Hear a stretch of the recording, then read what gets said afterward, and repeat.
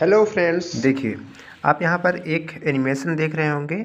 North और इधर south ये दो पोल्स दिख रहे हैं और बीच में आपको यहाँ पर ये देखिए वीडियो है एक छोटी सी, ये बंद हो गई है। अभी देखिए आपको यहाँ पर एक छोटी छोटी लाइनें वाइट वाइट कलर की दिख रही हैं जो कि मैग्नेटिक फील्ड्स हैं।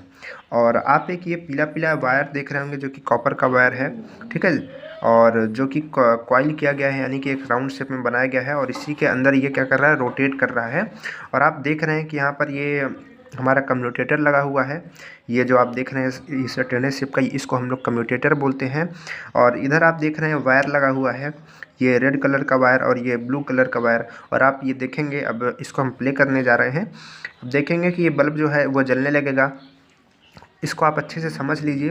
उसके बाद अगर आप इसको अच्छे से समझ लेते हैं तो आप जनरेटर के जो है वर्किंग को बहुत अच्छे से समझ लेंगे। देखिए जो बल्ब है ये ग्लो कर रहा है, ये चमक रहा है, यानी कि जलना स्टार्ट हो चुका है। तो चलिए अब हम आपको बताते हैं कि किस तरीके से वर्क कर रहा है और हमारी ये बल्ब किस वजह से जल जा रहा है, क्या कारण है, कैसा इसमें दिमाग लगाया गया है, क्या इंजीनियरिंग लगाई गई है।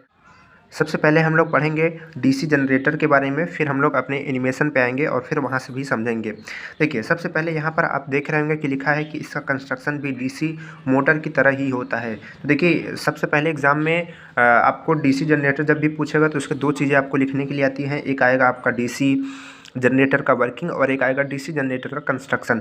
तो जो उसका कंस्ट्रक्शन होता है वो सेम डीसी मोटर के जैसा होता है, तो उसका कंस्ट्रक्शन आप एकदम जैसा डीसी मोटर का हमने बताया है उसी तरीके से आप लिखेंगे। अगर आपने वीडियो नहीं देखी है तो इसको वीडियो देखिए, आपको वीडियो मिल जाएगी चैनल पर डीसी मोटर कंस्ट्रक्शन के लिए। सेम वही कंस्ट्रक्शन आपको इसमें भी लिखना है। यहाँ पर हम लोग इसके वर्किंग की बात करेंगे। देखिए सबसे पहले आपको वर्किंग प्रिंसिपल भी लिखना होता है एग्जाम में, देन आप वर्किंग लिखेंगे। तो सबसे पहले ये किस प्रिंसिपल पर वर्क करता है, तो यह फैराडे के इलेक्ट्रोमैग्नेटिक इंडक्शन के प्रिंसिपल पर कार्य करता है। यह सिद्धांत क्या कहता है, फैराडे के सिद्धांत से जब किसी चालक को विद्युत क्षेत्र में घुमाया जाता है तो चालक में एक वोल्टेज उत्पन्न हो जाती है। यह जो वोल्टेज होती है वो एसी होती है, जिसको बाद में कम्यूटेटर की सहायता से या कम्यूटेटर के द्वारा डीसी में कन्वर्ट कर लेते हैं, ठीक है। तो ये इस तरीके से इसकी ये हमारा जो है प्रिंसिपल है। अब इस प्रिंसिपल को हम एनिमेशन से भी समझेंगे अच्छे से। उसके पहले हम लोग यहाँ पर वर्किंग देखेंगे। वर्किंग से पहले एक बार हम लोग अपने एनिमेशन को ही देख लेते हैं ताकि वहाँ से अच्छे से समझ में आए हमको, और फिर हम लोग वर्किंग को पढ़ेंगे। ध्यान से देखिए एनिमेशन हमारा चल रहा है। उसमें ये बताया गया कि जब किसी मैग्नेटिक फील्ड के अंदर कोई भी कंडक्टर क्या करता है, मूव करता है, घुमाया जाता है, तो उसमें क्या है, हमारी इलेक्ट्रिक जो है जनरेट हो जाती है। तो देखिए ये हमारा कंडक्टर इसमें घुमाया जा रहा है और इसमें हमारी जो है इलेक्ट्रिक जो है इलेक्ट्रिक यानी कि जो करंट है वो हमारी इसमें इस कंडक्टर में जनरेट हो रही है और कंडक्टर से होकर के ये कम्यूटेटर में आ रही है और यहाँ से होती हुई ये करंट हमारे इस बल्ब के पास आ रही है और बल्ब हमारा ग्लो कर रहा है। ये इसका छोटा सा प्रिंसिपल, जैसे हम लोगों ने मोटर पढ़ा था सेम इसी का उल्टा होता है, सारी चीज़ें वही होती हैं। मोटर में हम लोग क्या करते थे, मोटर में हम लोग मैकेनिकल वहाँ पर हम लोग इलेक्ट्रिकल एनर्जी को देते थे, यानी कि करंट को हम लोग देते थे और जो मोटर होती थी वो हमारी रोटेट करती थी। लेकिन जनरेटर में क्या होता है, जनरेटर भी सेम मोटर के जैसा ही होता है। उसको हम लोग क्या करेंगे, जो हमारा जनरेटर होता है उसको हम मैकेनिकल एनर्जी देंगे, ठीक है। यहाँ पे सैफ्ट लगा होगा, सैफ्ट के थ्रू इसको हम घुमाएंगे और जब हम इसको घुमाएंगे तो हमारा जो है इसमें क्या होगा, ये इलेक्ट्रिक जो है वो हमारी जनरेट होगी और बल्ब हमारा क्या है जो जलने लगेगा, ठीक है। इस तरीके से हमारा ये जनरेटर जो है वर्क करता है। तो देखिए इस तरीके से आपको वर्किंग एग्जाम में लिखनी है कि जब हम डीसी जनरेटर में आर्मेचर को किसी बाहरी स्रोत, यानी कि कोई भी जो उसका आर्मेचर होता है, ध्यान से देखिए हम आपके पास आपके लिए ये एक आर्मेचर लाए हुए हैं, ठीक है।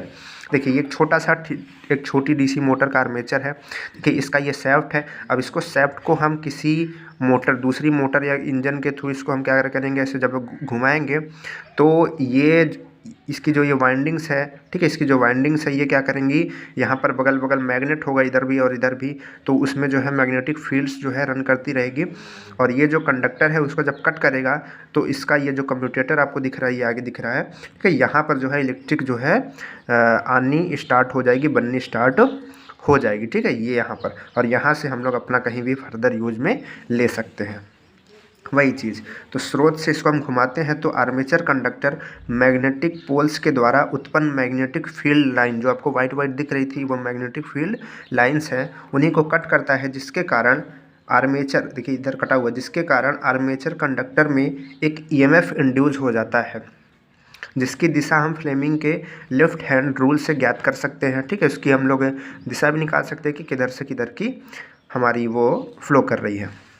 उसके बाद फिर क्या है, उसके बाद है यह उत्पन्न वोल्टेज अल्टरनेट होता है, यानी कि जो हमारा वोल्टेज उत्पन्न होता है वो अल्टरनेट होता है। अल्टरनेट का मतलब आपने साइन वेव्स देखी होंगी, मतलब कि एसी वेव्स देखी होंगी।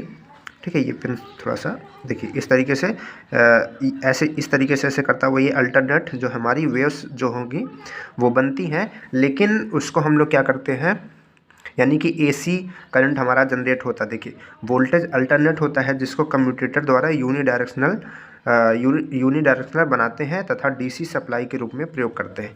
मतलब कि जो हमारा कम्यूटेटर है वो क्या करता है, जो हमारा वोल्टेज होता है वो अल्टरनेट होता है तो उसको यूनिडायरेक्शनल में चेंज करता है और वो जो करंट है वो डीसी बन जाती है। बाद में हम उसको यूज में लाते हैं। अब इसका एप्लीकेशन भी पूछा जाता है हमारे जनरेटर का, तो उसका एप्लीकेशन कहाँ कहाँ होता है।